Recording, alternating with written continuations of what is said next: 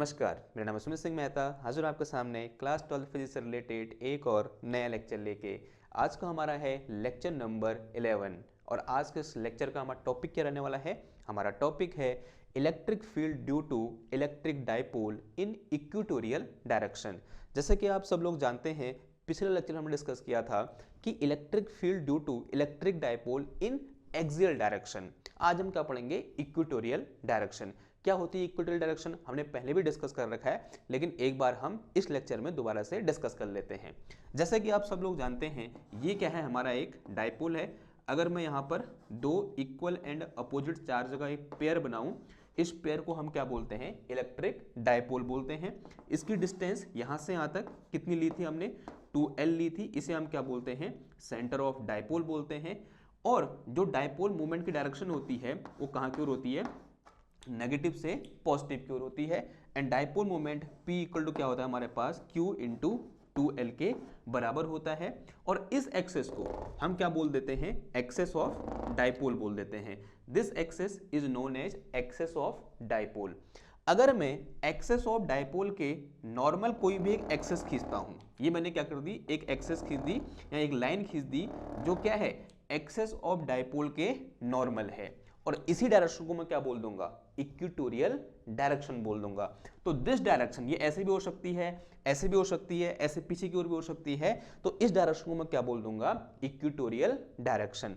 अब इस equatorial direction में किसी पॉइंट पर मुझे क्या करना है, इस डाइपोल के कारण इलेक्ट्रिक फील्ड की इंटेंसिटी कितनी होगी, ये हमें क्या करना है, फाइंड करना है। और यही क्या रहेगा, हमारा एम रहेगा। अगर एम समझ में आ गया है तो फटाफट से हैंड डालो, क्या, electric field due to electric dipole in equatorial direction. Hand डालना और फिर उसके नीचे लिखना, let us consider we have a dipole of dipole moment P which is equal to Q into 2L as shown in following figure. जैसा कि निम्न चित्र में दिखाया गया है।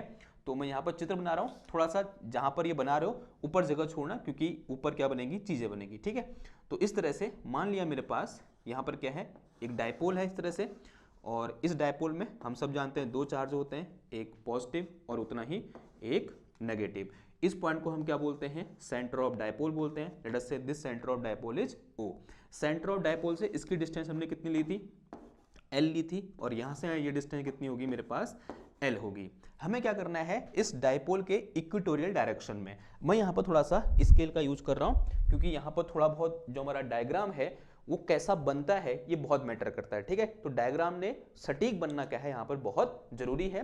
तो ध्यान से आप पहले मुझे देखोगे और फिर वीडियो को पॉज करके फिर डायग्राम बनाओगे, ठीक है, ओके। नाउ ये क्या है, इसका सेंटर है। और हमने ये भी पढ़ा था कि जो भी हम डिस्टेंस मेजर करते हैं वो सब कहां से मेजर करते हैं, सेंटर से मेजर करते हैं। देखो इक्वेटोरियल डायरेक्शन ये भी हो सकती थी, this is also we can also say that this is equatorial direction because this is axis of dipole और इसके नॉर्मल है, तो कैसे डायरेक्शन होगी ये, इक्वेटोरियल डायरेक्शन। लेकिन हम क्या प्रेफर करते हैं, डायरेक्शन को या फिर डिस्टेंस को कहां से मेजर करना प्रेफर करते हैं, डाइपोल के सेंटर से मेजर करना पसंद करते हैं। इसलिए जो मेरे पास पॉइंट होगा उसको मैं कहां से मेजर करूंगा, इसके सेंटर से। तो इसके सेंटर से मैंने क्या खींच दिया, यहां पर इस तरह से एक नॉर्मल खींच दिया। तो ये मैंने क्या खींच दिया, एक नॉर्मल खींच दिया। और इस नॉर्मल में या फिर इस एक्सेस में यहां पर एक पॉइंट क्या है मेरे पास, P है। और इसी P पॉइंट पर मुझे क्या करना है, इस डाइपोल के कारण इलेक्ट्रिक फील्ड की इंटेंसिटी फाइंड करनी है। और ये एंगल कितना है मेरे पास, यहां पर 90 डिग्री है। और मान लिया O से लेकर P तक की जो डिस्टेंस है वो कितनी है मेरे पास, R है। ठीक हो गया, ओके। अगर इतनी बात समझ में आ गई, अब मुझे क्या करना है, इस डाइपोल के कारण यहां पर इलेक्ट्रिक फील्ड निकालना है। कैसे निकालेंगे, कल भी हमने डिस्कस किया था। अगर मुझे इस डाइपोल के कारण यहां पर इलेक्ट्रिक फील्ड निकालना है, पहले क्या करूंगा मैं, इस प्लस Q चार्ज के कारण यहां पर इलेक्ट्रिक फील्ड निकाल दूंगा, फिर इस माइनस Q चार्ज के कारण यहां पर इलेक्ट्रिक फील्ड निकाल दूंगा, फिर जो दोनों का इलेक्ट्रिक फील्ड निकल के आएगा उसका वेक्टर सम कर दूंगा, बिकॉज इलेक्ट्रिक फील्ड है वेक्टर क्वांटिटी। और उन दोनों का वेक्टर सम करने के बाद जो रिजल्टेंट इलेक्ट्रिक फील्ड आएगा वो इलेक्ट्रिक फील्ड क्या होगा, इस डाइपोल के कारण इस पॉइंट P पर इलेक्ट्रिक फील्ड के बराबर होगा। ये बात समझ में आ रही है। और ऐसा करने के लिए मुझे क्या चाहिए, पहले यहां पर ये डिस्टेंस चाहिए यहां से लेकर यहां तक। तो ये डिस्टेंस मेजर करने के लिए आप भी ऐसे स्केल का यूज करना। मैंने पहले ही बोला कि डायग्राम के यहां पर बहुत इंपॉर्टेंट है। तो ये डिस्टेंस क्या निकल के आ गई, इसको मैं P पॉइंट बोल दिया, इसको मैं कुछ B पॉइंट बोल देता हूं, और इस पॉइंट को मैं कुछ ए पॉइंट बोल देता हूँ, और मुझे यहाँ से यहाँ तक डिस्टेंस भी चाहिए, तो ये डिस्टेंस कितनी हो जाएगी यहाँ से यहाँ तक, ऐसे हम क्या खींच देंगे, एक लाइन खींच देंगे यूँ करके।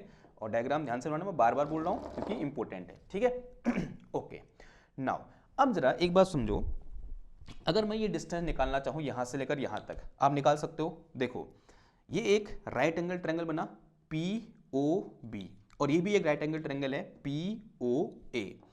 इस राइट एंगल ट्रायंगल में ये मेरे पास क्या है, बेस है। अगर मैं इसे क्या बोल रहा हूँ, एंगल थीटा बोल रहा हूँ, तो ये मेरे पास क्या है, बेस है, और ये मेरे पास क्या है, नॉर्मल है, और ये क्या हो जाएगा फिर, हाइपोटेनियस। Base, perpendicular, hypotenuse. और हमने ये पढ़ा हुआ है हाइपोटेनियस इक्वल टू क्या होता है, under root of base square plus height square, या base square plus perpendicular square. So from this figure जो मेरे पास PB निकल के आ जाएगा, वो किस कलर आएगा, देखो देखो करी दो यहाँ पर, तो यहाँ देखो, तो इन ट्रायंगल POB मेरे पास क्या निकल के आ जाएगा, PB का square from Pythagoras theorem is equal to PO का स्क्वायर प्लस कितना आ जाएगा मेरे पास, OB का स्क्वायर। इसको आप ऐसे बगल में ऐसे ब्रैकेट बनाओ, उस ब्रैकेट के अंदर ये सारी कैलकुलेशन करोगे, ठीक है। तो मुझे PB तो चाहिए भाई, तो PB का स्क्वायर इज इक्वल टू कितना आ जाएगा, PO कितना है मेरे पास, R का स्क्वायर आ जाएगा, और प्लस OB कितना है मेरे पास, L है, तो कितना आ जाएगा, ये L का स्क्वायर आ जाएगा। तो PB इक्वल टू कितना आ गया, ये under root of R square plus L square. तो भाई यहाँ से लेकर यहाँ तक डिस्टेंस कितनी है मेरे पास, under root of R square plus L square के बराबर है। अब सेम ये भी L है, ये भी R है, तो यहाँ पर भी ये डिस्टेंस भी कितनी निकल के आएगी, यहाँ से लेकर यहाँ तक, this is also equal to under root of R square plus L square. तो यहाँ पर PB equal to this thing and this is also equal to PA। ये किस कलर होगी, PA की डिस्टेंस भी यही होगी, PA का जो मैग्नीट्यूड है वो भी इतना होगा। तो this is R square plus कितना आ जाएगा, L स्क्वायर। इसका मतलब ये लाइन इस लाइन के बराबर है, और ये इसके सेंटर से जा रहा है, तो from geometry this angle will be equal to this angle. ये दोनों एंगल भी क्या होंगे, सेम होंगे, ठीक है। ज्योमेट्री क्या है, इंपॉर्टेंट है, मैं चौथी बार बोल रहा हूं। ओके, नाउ ये मेरे पास पॉजिटिव चार्ज है एक, इस पॉजिटिव चार्ज के कारण यहां पर इलेक्ट्रिक फील्ड किस डायरेक्शन में होगा, बताओ, आउटवर्ड होगा, इनवर्ड होगा, कैसे पता करते हैं। यहां पर एक टेस्ट चार्ज रखेंगे Q0, इस टेस्ट चार्ज पर ये प्लस Q चार्ज जिस डायरेक्शन में फोर्स लगाएगा उस पॉइंट पर वही डायरेक्शन इलेक्ट्रिक फील्ड की भी होगी। तो बताओ क्या करेगा, ये पॉजिटिव टेस्ट चार्ज है तो इसको रिपेल करेगा, तो रिपेल करेगा तो फोर्स इस डायरेक्शन में होगा, तो इलेक्ट्रिक फील्ड भी इसी डायरेक्शन में होगा। तो एट दिस पॉइंट P, इसको हटा दो यहाँ से, क्योंकि मैंने अज्यूम कर लिया, दिमाग में से सोच लो कि यहाँ पर टेस्ट चार्ज है। हर चीज बनानी नहीं होती, कुछ चीज हमें अपने दिमाग में अज्यूम करके चलनी होती है, ठीक है। तो यहाँ पर टेस्ट चार्ज है मेरे पास, उस पर कहाँ के वो फोर्स लगा, इधर की ओर, और जिस डायरेक्शन में फोर्स लगेगा तो this direction will be direction of electric field. ये क्या होगा मेरे पास, this is direction of electric field in this way. तो इसके कारण यहाँ पे इलेक्ट्रिक फील्ड किस डायरेक्शन में होगा, इस डायरेक्शन में होगा। एंड लेट अस से this electric field is E1, इसको मैंने क्या बोल दिया, E1 बोल दिया, ठीक है। ये बात समझ में आ गई आपको। नाउ अब अगर मैं इसके कारण यहाँ पे इलेक्ट्रिक फील्ड निकालूं तो बताओ ये क्या करेगा, अगर मैं यहाँ पर टेस्ट चार्ज रखूंगा उसको क्या करेगा, ये अट्रैक्ट या फिर रिपेल, आंसर उसको क्या करेगा, अट्रैक्ट करेगा। अगर अट्रैक्ट करेगा तो इस पॉइंट पर इलेक्ट्रिक फील्ड डायरेक्शन कहाँ की ओर होगी, इधर की ओर, यानी at this point electric field due to minus Q charge will be in this direction. Okay, अभी आप मत बनाना, मैं पहले बोल रहा हूं, पहले ध्यान से समझ लो। तो यहां पे इलेक्ट्रिक फील्ड कहां की ओर होगा, इधर की ओर। लेट अस से this electric field is E2, इस इलेक्ट्रिक फील्ड की वैल्यू कितनी होगी मेरे पास, E2 वेक्टर होगी। अब यहां पर मुझे ये बताओ कि ये angle between E1 and E2 कितना होगा। देखो अगेन क्लास 8th में हमने क्या पढ़ी थी, एक प्रॉपर्टी पढ़ी थी कि भाई अगर मेरे पास इस तरह से एक ट्रायंगल है, ओके, अगर ये एंगल थीटा है, ये एंगल भी थीटा, इन्हें हम क्या बोलते हैं, इंटीरियर एंगल। तो this exterior angle, this one is equal to this angle plus this angle, यानी कितना आ जाएगा, ये 2 थीटा आ जाएगा, ठीक है। तो इसका मतलब ये जो एंगल हुआ, अगर ये थीटा है, ये थीटा है, तो this will be equal to 2 theta. ये एंगल कितना आ जाएगा मेरा, 2 थीटा आ जाएगा। अब यहां पर एक क्वेश्चन आता है, क्या E1 और E2 दोनों का मैग्नीट्यूड सेम होगा या अलग अलग होगा।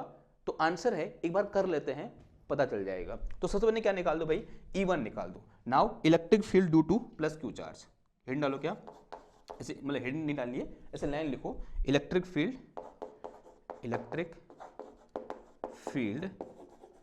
Due two plus Q, Q1 नहीं, क्या आएगा प्लस क्यू। प्लस क्यू का इलेक्ट्रिक फील्ड कितना होगा, देखो सिंपल हमारे पास क्या होता है, फॉर्मूला होता है, एक पॉइंट चार्ज है, electric field due two point charge क्या होता है 1/4πε0 Q/r² होता है।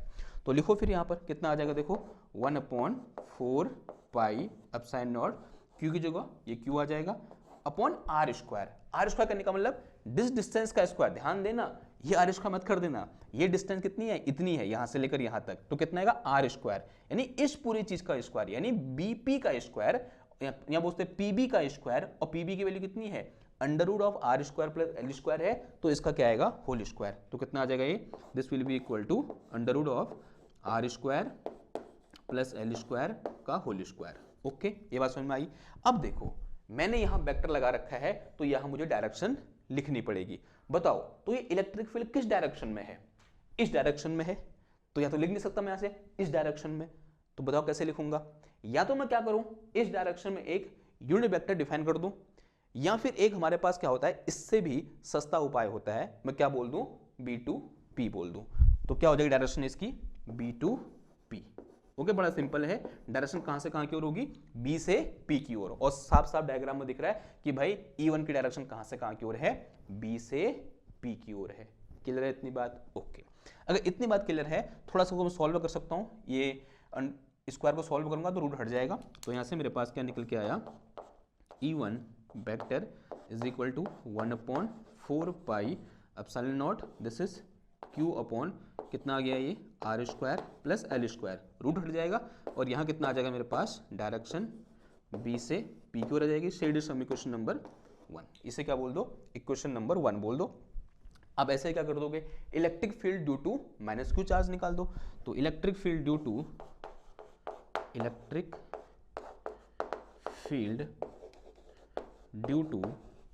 -q चार्ज, तो बताओ -q चार्ज का इलेक्ट्रिक फील्ड क्या होगा, अगेन सेम ही रहेगा, because this distance is same, इसका मैग्नीट्यूड सेम है, तो सब कुछ क्या रहना है सेम ही रहना है, और ये L है जो कि मिट चुका है, तो यहां से मेरे पास E2 वेक्टर, E2 मैंने अज्यूम कर रखा है कि electric field due to -q charge is equal to E2, this is equal to कितना आ जाएगा ये 1/4πε0 Q/r², यानी इस √r² + l² का होल स्क्वायर, तो रूट हट जाएगा, तो हटा दो रूट, मैं ये चीज नहीं कर रहा, मैं सीधे ये वाला आंसर लिख रहा हूं, तो कितना आ जाएगा ये r² + l² आ जाएगा।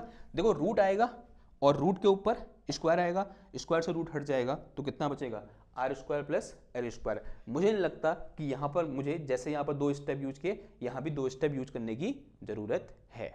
ओके, क्लियर बात। नाउ अब देखो यहाँ मैंने वेक्टर लगा रखा है, तो यहाँ मुझे डायरेक्शन लिखनी पड़ेगी।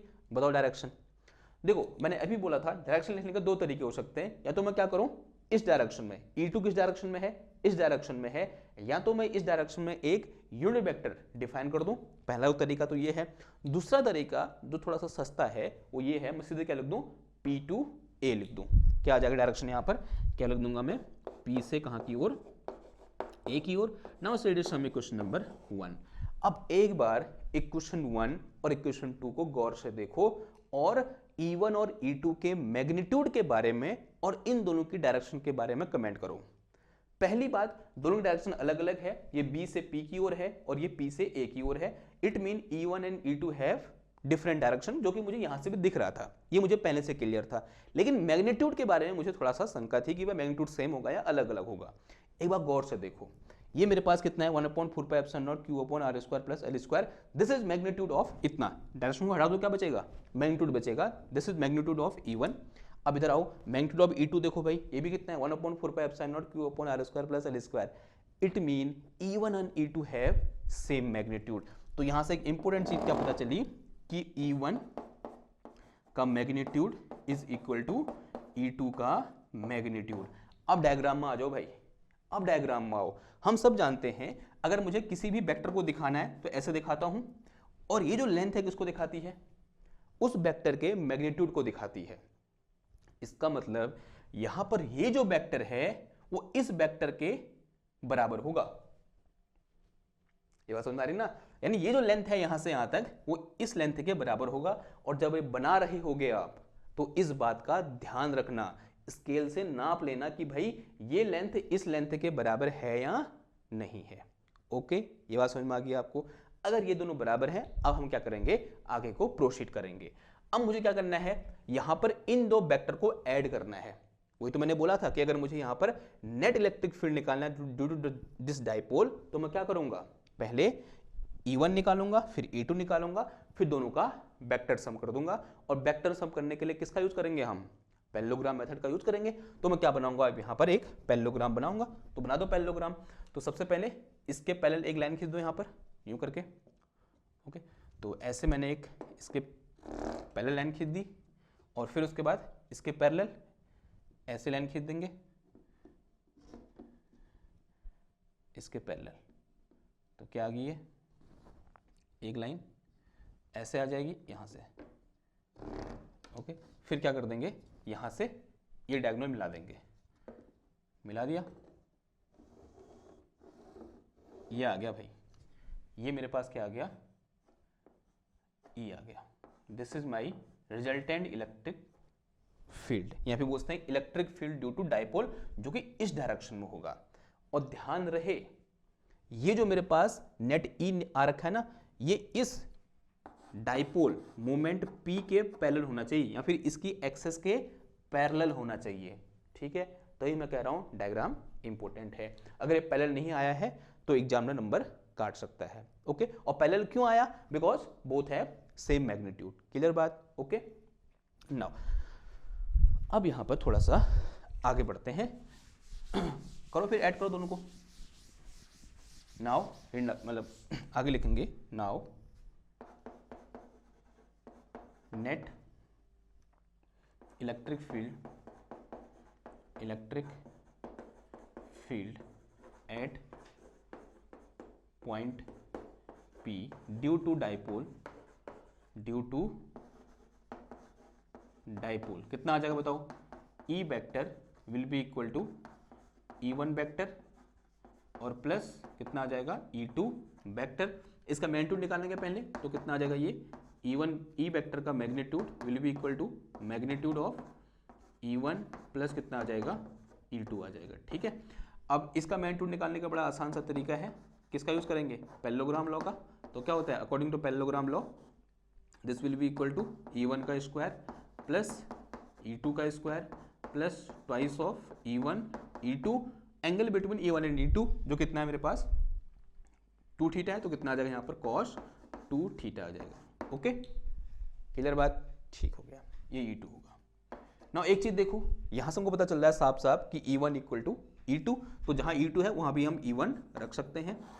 तो यहां मेरे पास क्या आ गया, देखो E1 का स्क्वायर प्लस E1 का square plus twice of E1 और ये कितना आ गया यहाँ पर cos 2 थीटा आ गया। ठीक, तो अब जो सॉल्व हो रहे हैं सॉल्व कर दो।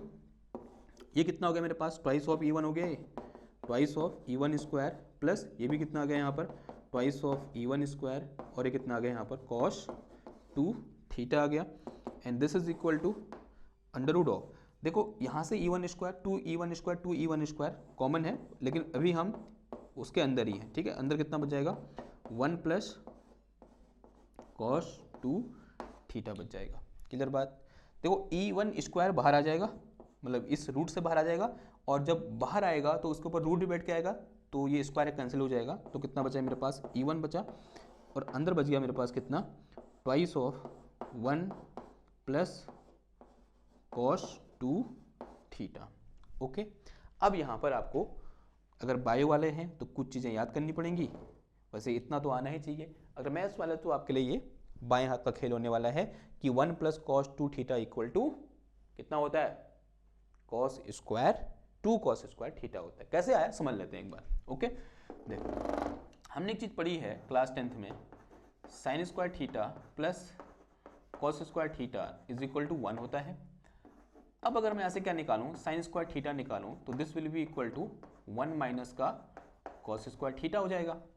एक चीज़ और हमने पढ़ी है, वो होता है क्या, cos square theta minus sine square theta is equal to cos 2 theta होता है। ये बहुत इंपॉर्टेंट चीज़ है। ओके, अब इसकी वैल्यू को उठाओ, इधर पुट कर दो, तो यहाँ से मेरे पास क्या निकल के आया, cos square theta minus 1 minus का cos square theta is equal to cos 2 theta. इसको बाहर निकालो तो कितना आ जाएगा, ये कॉस स्क्वायर थीटा माइनस 1 मैंने माइनस प्लस का cos square theta this is equal to cos 2 theta. Cos square theta कितना आ गया, ये 2 cos square theta and this is equal to, ये 1 इधर गया तो 1 प्लस हो जाएगा, ये 1 प्लस कॉस 2 थीटा। तो 1 plus cos 2 theta equal to 2 cos square theta. इसको यहाँ से उठाओ, इधर पुट कर दो, तो यहाँ से मेरे पास क्या निकल के आया, E equal to E1 under root of this is 2 into 2 और this is cos square theta. ठीक है, 2 इंटू 2 4 होता है कॉस स्क्वायर थीटा, और ये सब रूट से बाहर आएगा तो कितना बचेगा मेरे पास, 2E1 कॉस थीटा बच जाएगा। तो दिस इज माई ई, ये क्या निकल के आया, ई निकल के आया। अब यहाँ पर क्या पुट करना है, E1 का मैग्नीट्यूड, तो E1 का मैग्नीट्यूड E2 के मैग्नीट्यूड के बराबर है, जो कितना है यहाँ से लेकर यहाँ तक है, या from equation 1 magnitude of E1 can be written as, तो यहाँ से मेरे पास E इक्वल टू कितना आ गया, this is equal to 2 into E1 की वैल्यू कितनी है 1/4 pi epsilon naught Q upon ये कितना आ गया, this is R square plus L square. ठीक है, ये वैल्यू पुट कर दी जो ब्रैकेट के अंदर लिखी है, या फिर इक्वेशन 1 में ये वैल्यू पुट कर दी यहाँ पर, और इनटू कितना आ गया, ये कॉस थीटा आ गया भाई। अब कॉस थीटा की वैल्यू मुझे निकालनी पड़ेगी, बताओ कॉस थीटा इक्वल टू कितना हो जाएगा, कॉस थीटा इक्वल टू, देखो एक चीज़ हमने पढ़ी है, अगर आप हिंदी मीडियम से हैं तो लाल बट्टे कक्का पढ़ा होगा, और अगर आप इंग्लिश मीडियम से हैं तो पंडित बद्री प्रसाद अपॉन हर हर भोले पढ़ा होगा। और ये चीज़ किसको दिखाता है, कॉस थीटा को दिखाता है, कॉस थीटा इक्वल टू कहता है बेस अपॉन हाइपोटेनियस। तो यहाँ से मेरे पास इस ट्रायंगल में देखो राइट एंगल ट्रायंगल है, तो यहाँ से मेरे पास cos theta is equal to base कितना है मेरे पास L है, हाइपोटेनियस कितना है ये है, यानी कितना है मेरे पास है under root of R square plus L square के बराबर है। तो this is our cos theta. Okay, तो कॉस थीटा आ गया, उठा के वैल्यू पुट कर देंगे, तो यहाँ से मेरे पास E इक्वल टू कितना आ गया, this is 1/4 pi epsilon naught, this is twice of Q, और ये मेरे पास कितना आ गया नीचे R स्क्वायर और प्लस का L square into cos theta. Cos theta की वैल्यू कितनी होती है, L upon under root of R square plus L square, तो this is under root of R square plus कितना आ गया, L स्क्वायर आ गया। तो यहाँ से मेरे पास electric field E will be equal to, देखो यहाँ पर इसकी पावर कितनी है 1 है, यहाँ इसकी पावर कितनी है 1/2 है, अगर बेस सेम हो तो पावर क्या हो जाती है, ऐड हो जाती है, तो कितना आ गया ये 1/4 पाई एप्सिलॉन नॉट Q, इस 2 को मैं इसके साथ लिख दे रहा हूँ, इंटू 2L, और अपॉन में कितना आया, इसकी पावर कितना आ जाएगा 1 प्लस 1/2 कितना होता है 3/2, यानी कितना आ जाएगा, देखो this is R square plus L square की होल पावर 1 प्लस का 1/2 आ जाएगा। ठीक है, तो अब ये कैलकुलेशन करने के लिए मुझे यहाँ जगह चाहिए, मैं इसे मिटा रहा हूँ, ये लिख देना कॉस थीटा लिख लेना। तो यहाँ से मेरे पास कितना है, देखो electric field E will be equal to 1/4 pi epsilon naught, this is Q into 2L, और अपॉन में कितना आ गया, this is R square plus L square की होल पावर कितना आ गया, ये 3/2 आ गया। ठीक है, तो दिस इज फॉर्मूला।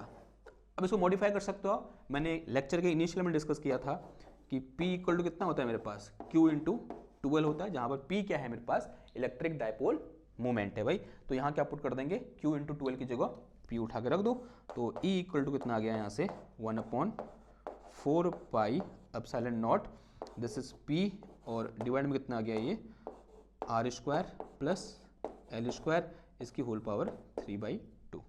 तो this is formula of electric field due to dipole in equatorial direction.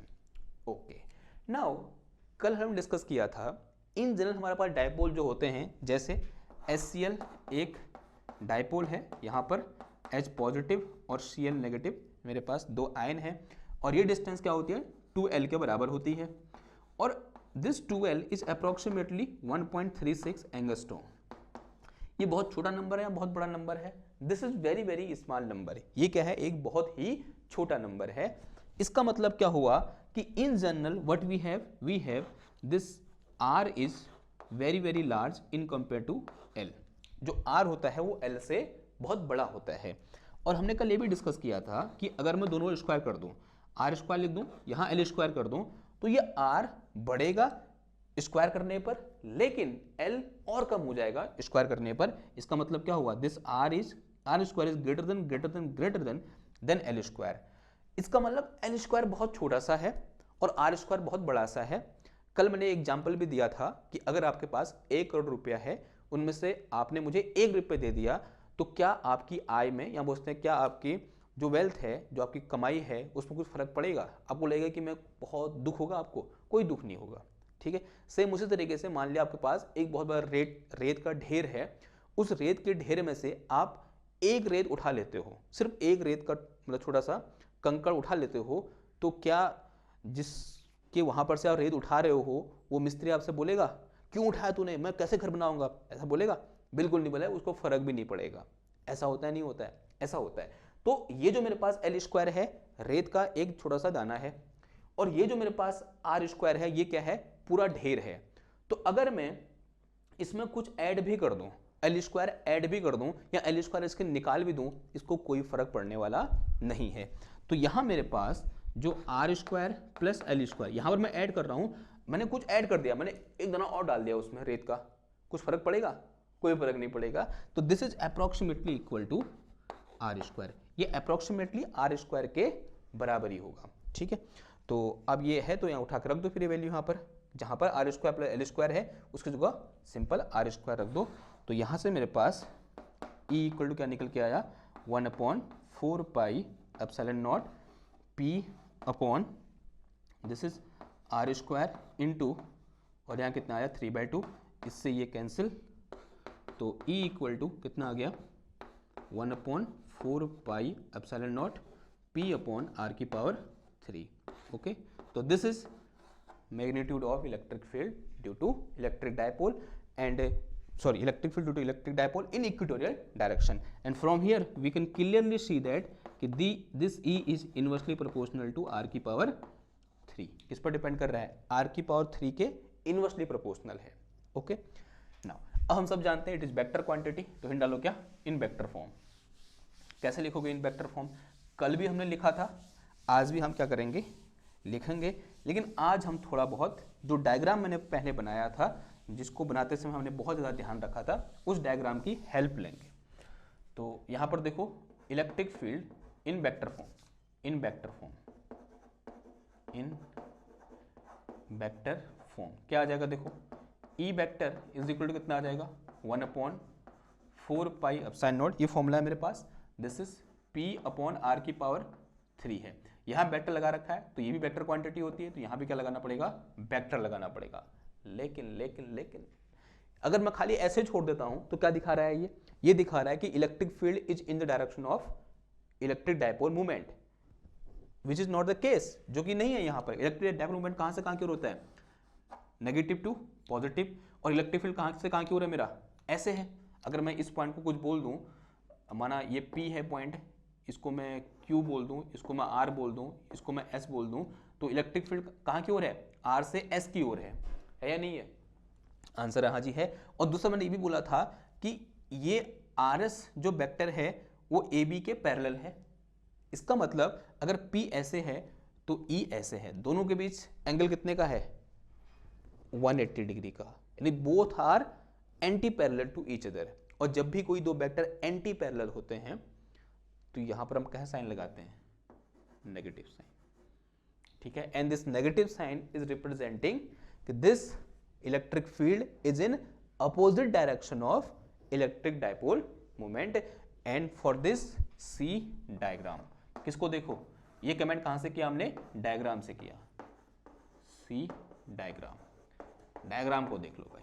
Okay, तो this is vector form of electric field due to electric dipole moment. Okay, now अब कल हमने क्या डिस्कस किया था, अगर मैं यस्टरडे की बात करूं, यस्टरडे हमने डिस्कस किया था electric field due to dipole in axial direction.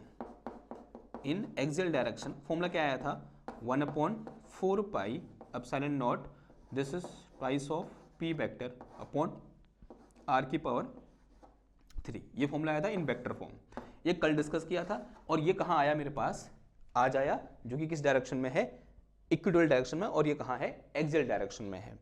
अब मैं यहाँ पर कुछ स्टेटमेंट लिख रहा हूँ, और अगर आपने कल वाला और आज का लेक्चर बड़े गौर से देखा है और उसको समझा है, तो आप यहाँ पर उन स्टेटमेंट से कौन सा स्टेटमेंट सही है ये कमेंट कर सकते हो।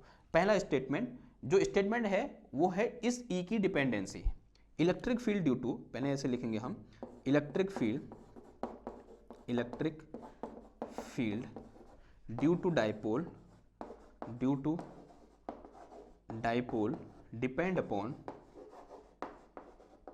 डिपेंड्स अपॉन, पहला स्टेटमेंट है electric dipole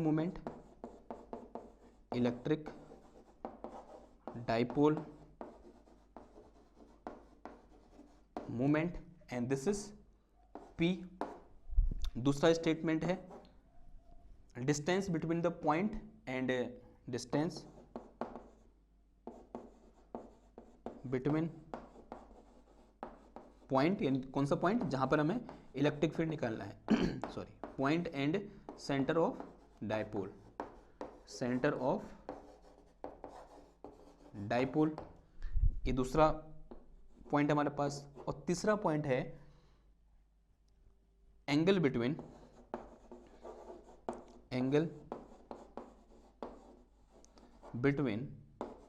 are vector and P vector. पहला ऑप्शन आपके पास ऑप्शन ए है, A and 1 and 2 are correct, ठीक है, दोनों करेक्ट हैं। दूसरा ऑप्शन है मेरे पास, ऑप्शन नंबर बी है 1, 2 and 3 all are correct. Option number C है none of these and option number D है ओनली